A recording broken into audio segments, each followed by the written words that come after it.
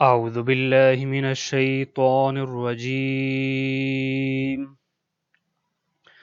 بسم الله الرحمن الرحيم.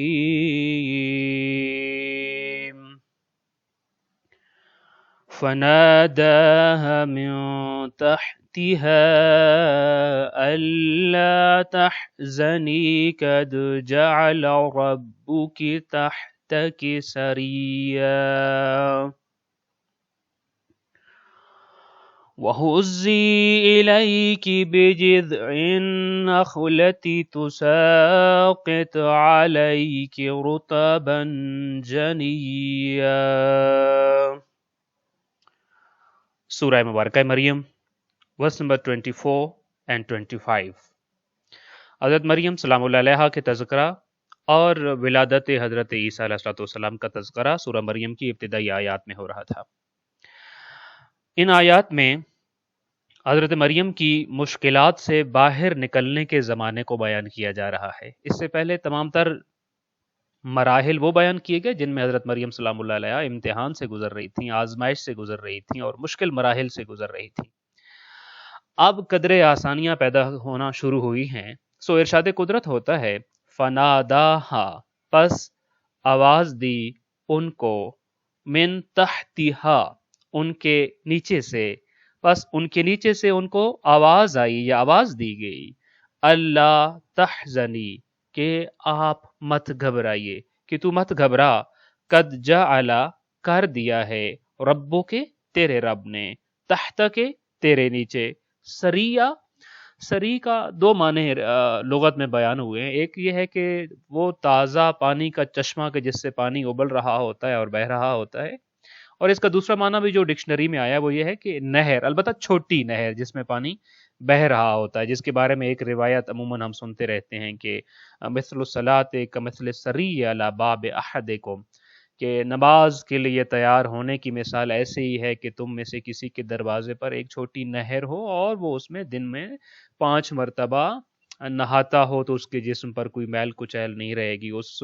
نہر میں نہانے کی وجہ سے. وہاں بھی کمثل سری الفاظ استعمال ہوئے ہیں کہ اس نہر کے جیسے اگزامپل دیا گیا ہے. سو سریا کا مطلب نہر یا چشمہ. سو یہاں مطلب یہ ہوگا کہ قد جعل ربک کے تحت کے، تیرے رب نے تیرے نیچے قرار دیا ہے، سریا ایک چشمے کو یا ایک نہر کو، یعنی تمہارے نیچے ایک نہر یا چشمہ جاری کر دیا ہے. اور وہزی، اور ہلائیے، الی کے، اپنی طرف، بے جز ان نخلت، جز کہتے ہوتے ہیں تنے کو، اور نخلا کھجور، کھجور کے تنے اور کھجور کے درخت کو اپنی طرف ہلائیے، تو ساکت، وہ گرائے گا آپ کے اوپر، کھجور کا درخت گرائے گا آپ کے اوپر، علیہ کے، آپ کے اوپر، رطبن، کھجوریں، جنیا، تازہ تازہ تازہ کھجوریں وہ آپ کے اوپر گرائے گا. سو ان دونوں آیات کا مطلب اس طرح سے ہوگا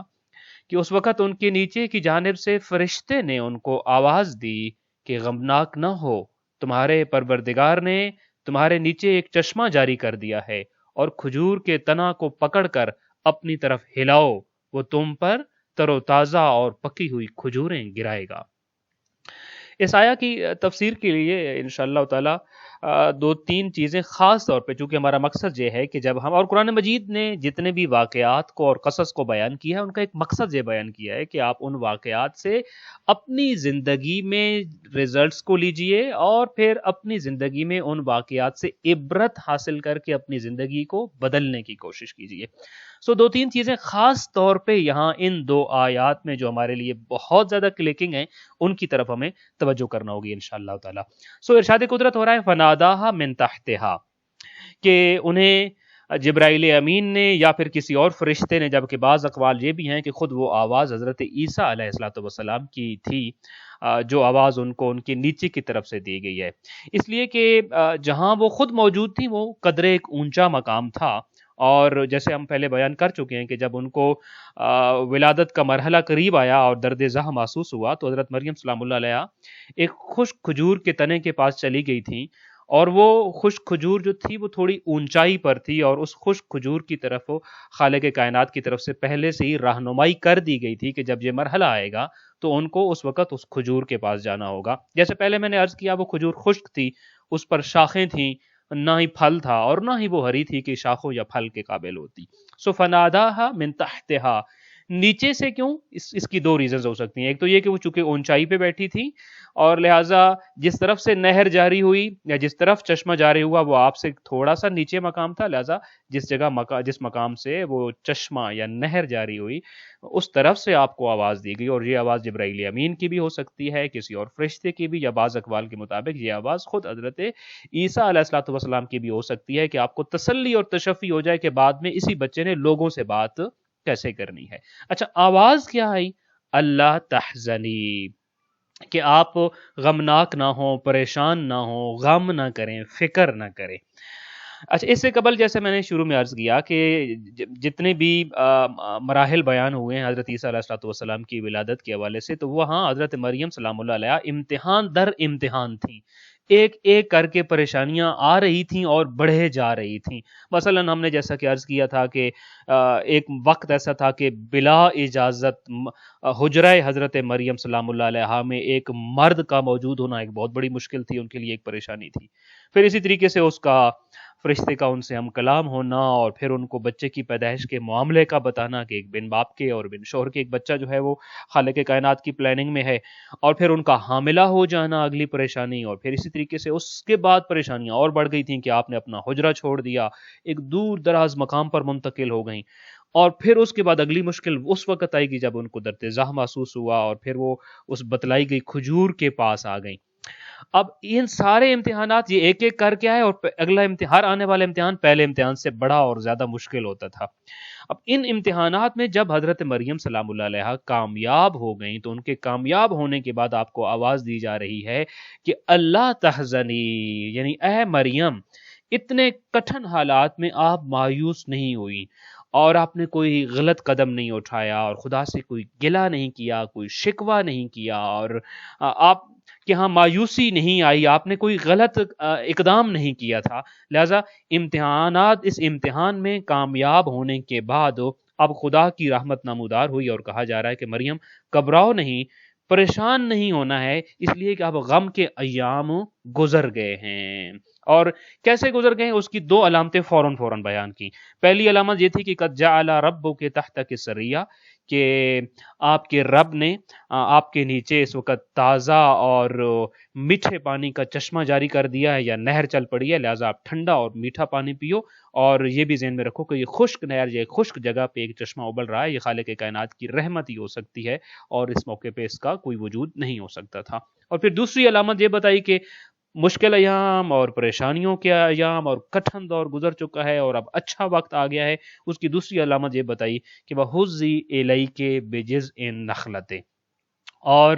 وہ کھجور جس کے تنے کے ساتھ آپ آ کے بیٹھی تھیں وہ خشک تھی، مگر آپ دیکھیے کہ وہ اب تر و تازہ ہو گئی ہے، شاخیں نکل گئی ہیں، کھجوریں لگ گئی ہیں، صرف لگی نہیں بلکہ پک بھی گئی ہیں. لیکن یہ سارے مرحلے ہو گئے، لیکن اب دو کام آپ کو کرنے ہیں. حضرت مریم سلام اللہ علیہ کو بتایا جا رہا ہے پانی کا چشمہ بھی نکل آیا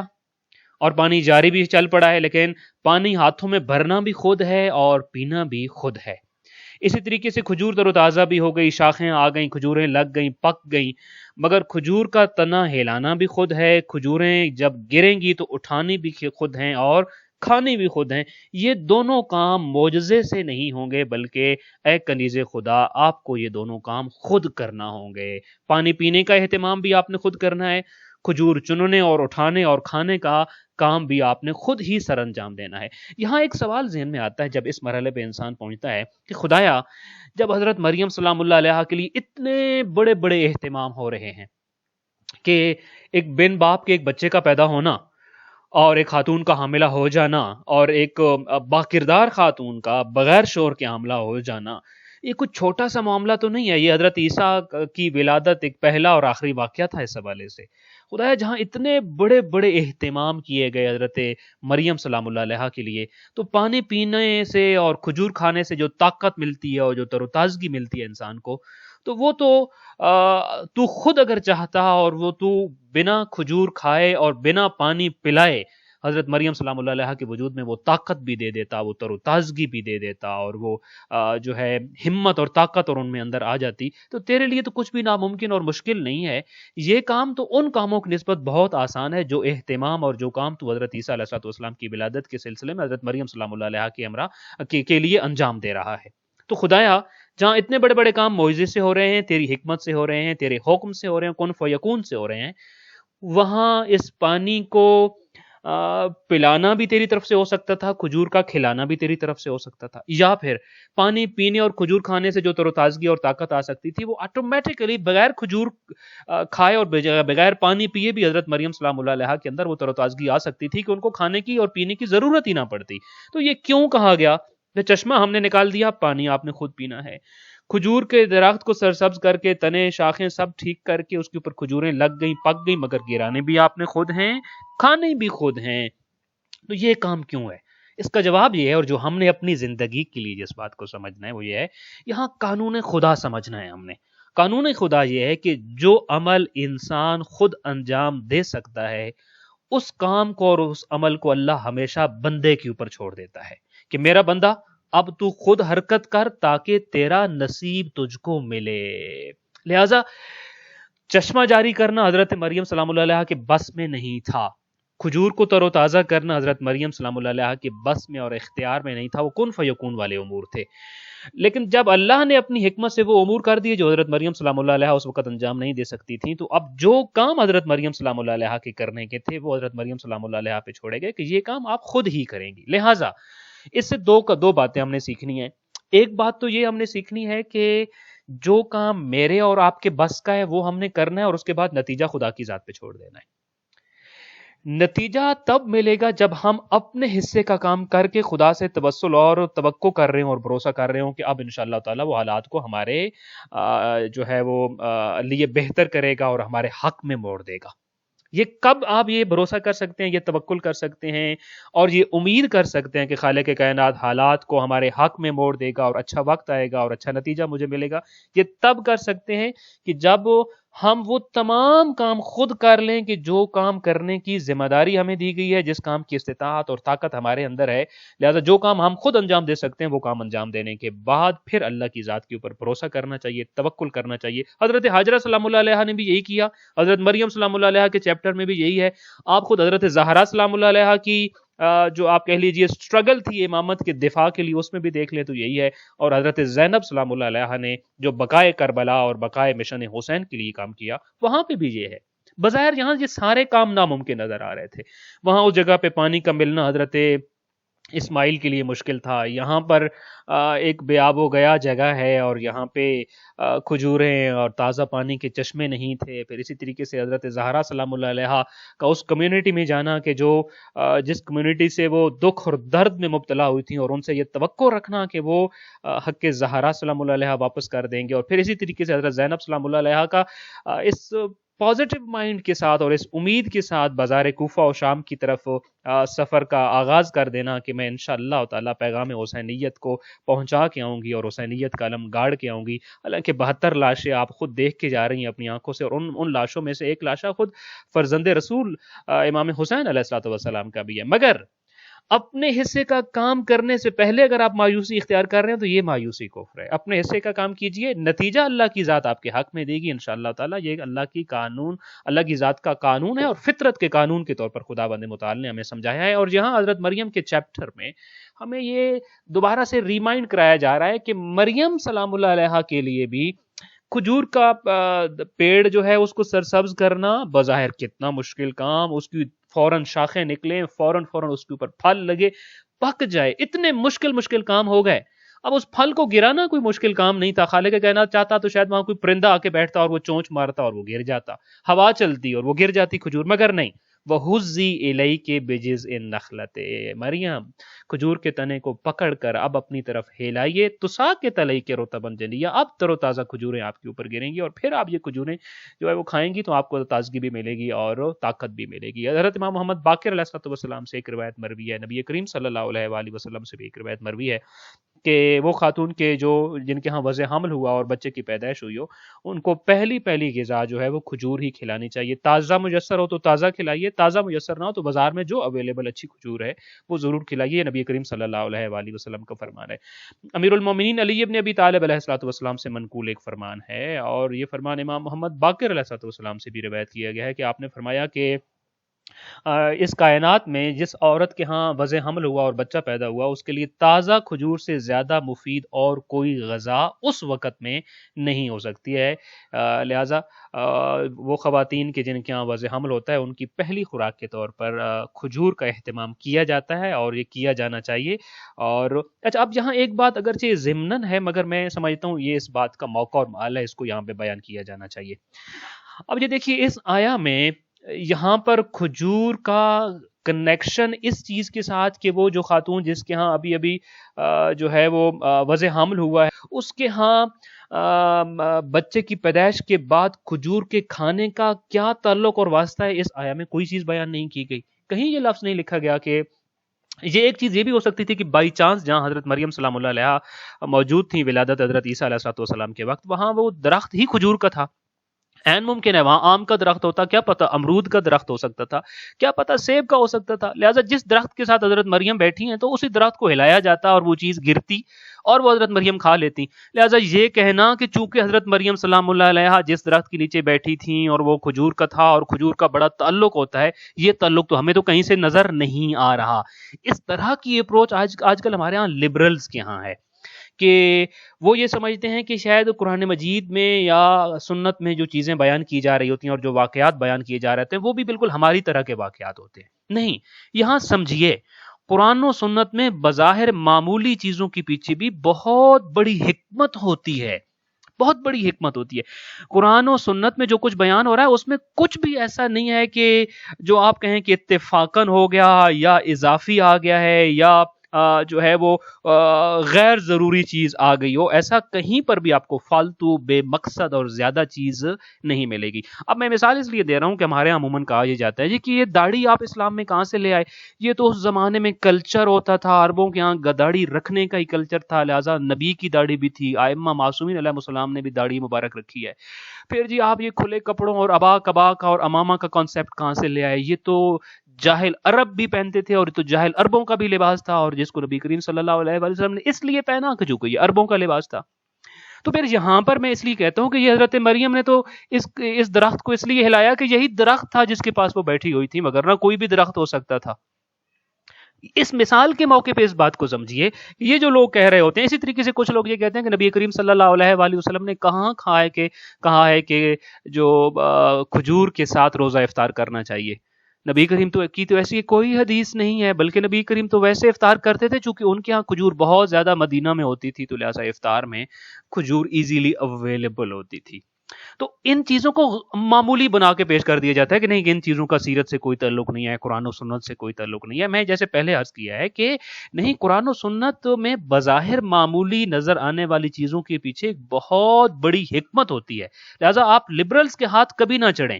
اور اگر وہ ملیں تو انہیں یہ آیت سنائیں اور ان کو بتائیں کہ ذرا میڈیکلی ریسرچ کیجئے کہ کیا جس عورت کے ہاں بچہ پیدا ہوا ہو اگر وہ فوراً سے کھجور کھاتی ہے تو کھجور کے اس کے جسم پر کیا اثرات ہوں گے اور کسی بھی اور خوراک کے کیا اثرات ہوں گے. آپ کو فرق پتہ چل جائے گا کہ قرآن اور سنت میں جس چیز کو بھی بیان کیا جا رہا ہے، یعنی آپ کو فرق پتہ چلے گا کہ ہمارے عمل میں اور امر خدا اور نبی اور رسول کے عمل میں یہی فرق ہے کہ ہمارے ہاں ہم ایک چیز پہ کنسنٹریٹ کر رہے ہوتے ہیں اور باقی ساری چیزیں ارد گرد کی اتفاقیہ یا حادثتاً آتی ہیں یا اتفاقاً آتی ہیں. لہٰذا جیسے یہاں ہم اس واقعے میں یہ سمجھتے ہیں کہ شاید خالق کائنات صرف حضرت مریم کے ہاں حضرت عیسیٰ کی پیدائش پہ کنسنٹریٹ کر رہا ہے اور ہمیں بھی اسی چیز کی دعوت دے رہا ہے، اور باقی ساری چیزیں اتفاقاً آ رہی ہوں گی یا حادثتاً آ رہی ہوں گی. ایسا ہرگز نہیں ہے، یہ میرے اور آپ کے ساتھ ہوتا ہے. لہٰذا خداوند متعال کے کسی پروگرام میں، کسی واقعے اور کسی حادثے میں کوئی بھی چیز فالتو نہیں ہے، بے مقصد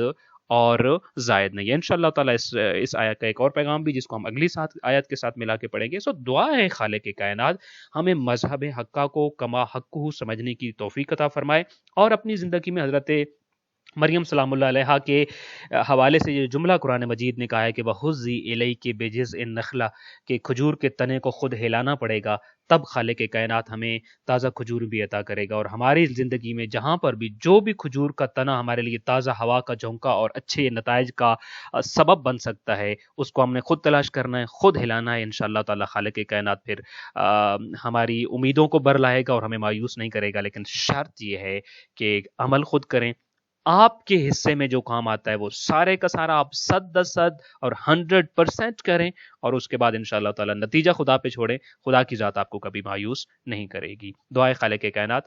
ہمیں اپنی زندگی میں انشاءاللہ تعالی تمام امور کو جو خالق کائنات نے طاقت دی ہے اور استطاعت دی ہے، اس کے اجازت دیے گئے دائرہ کار کے اندر رہ کر انجام دینے کی توفیق عطا فرمائے۔ السلام علیکم ورحمۃ اللہ وبرکاتہ۔